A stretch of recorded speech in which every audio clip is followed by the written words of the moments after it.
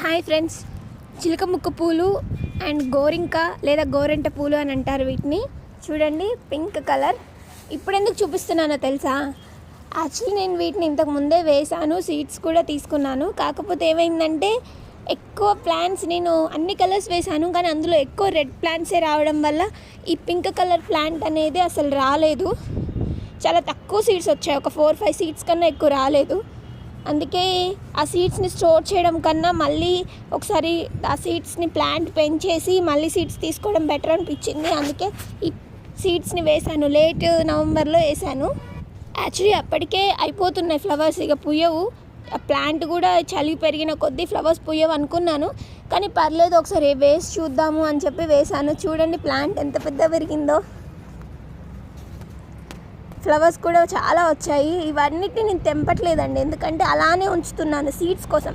చూడండి, ఆ ఫ్లవర్ మధ్యలో మీకు వైట్గా కనిపిస్తుంది చూడండి, అదే గ్రీన్ కలర్ వైట్ కలర్ ఉందా, అదే సీడ్ అండి. మీరు ఫ్లవర్ అలానే ఉంచేస్తే అదే కొంచెం ఫ్యాట్గా సైజ్ వచ్చేసి లోపల గింజలు మినిమం 10 సీడ్స్ దాకా ఫామ్ అవుతాయి. ఈ 2 కలర్స్కి సీడ్స్ రాలేదు ఎక్కువ, అందుకని చెప్పి మళ్ళీ వీటిని ప్లాంట్ మళ్ళీ వేశాను.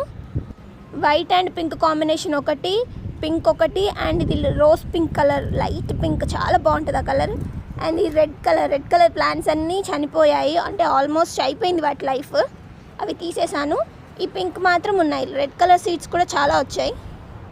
చూడండి, పింక్ కలర్ జస్ట్ ఒక్క స్టెమ్మే ఉంది ఆ చెట్టు, కాకపోతే ఎన్ని పూలు ఉన్నాయో చూసారా. అది చిన్న, నేను ఒక 5 లీటర్స్ దాంట్లోనే వేసాను, పెద్ద కుండీలో కూడా యూస్ చేయలేదు. సీడ్ చూడండి, అలా చెట్టు పువ్వు మొత్తం ఎండిపోయాక మధ్యలో ఉన్న సీడ్ అలా కనిపిస్తుంది. అది పెద్ద పెరుగుతుందండి, అది చాలా చిన్న సీడే మీకు చూపించింది, చాలా పెద్ద సైజ్ వస్తుంది సీడ్స్. అవి మీరు స్టోర్ చేసుకొని నెక్స్ట్ ఇయర్కి మళ్ళీ ప్లాంట్స్గా చేసుకోవచ్చు అనమాట.